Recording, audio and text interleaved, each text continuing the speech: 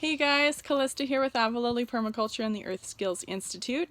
Today I'm going to try my best to answer a question about changing your yard to a permaculture oasis in a neighborhood or a community that is largely just like a grass lawn type community, especially a sensitive topic if you've just moved to the neighborhood.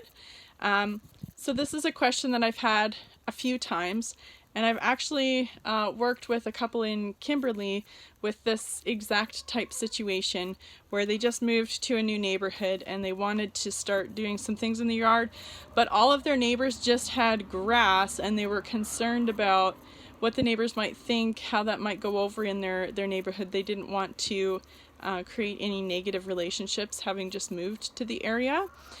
So what some of the things are that I would recommend is, firstly, really engaging with your neighbors, talking to them about, what you would like to do on your property, what you're kind of envisioning, and why you're interested in doing that.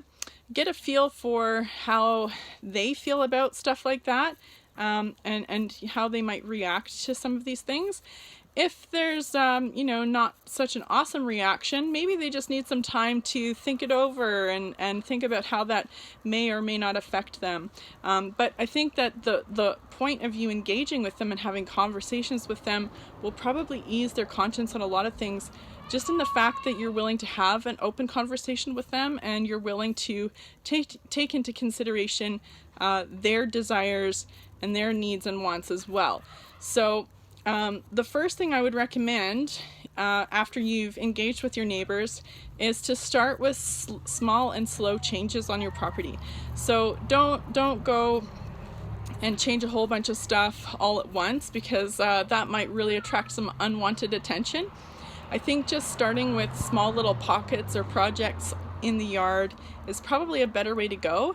And if you can do like a mini permablitz or a mini work party to do some of these things, that's even better, because then you can invite your neighbors over, offer to feed them lunch, give them some drinks, and show them around. They can help be part of the plans there on the property, and then again that makes them feel like they have even more buy-in and more feedback, more say in how things are going on your property.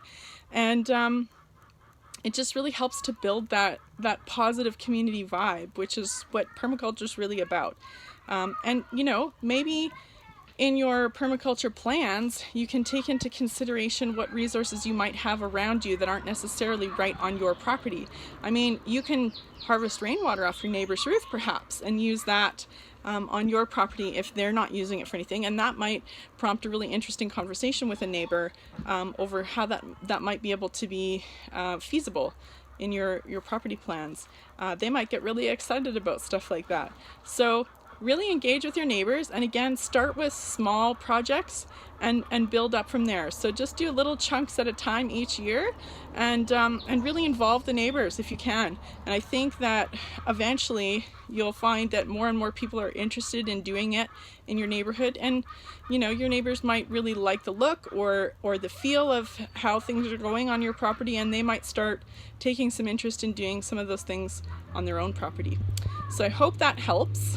And if there's any other feedback that you guys have or experiences you would like to share, please do so in the comments down below. If you found this video helpful, please give it a thumbs up. Subscribe to my channel. You can also find me on Facebook and Instagram. And again, that's Avalili Permaculture and the Earth Skills Institute. Stay well, guys.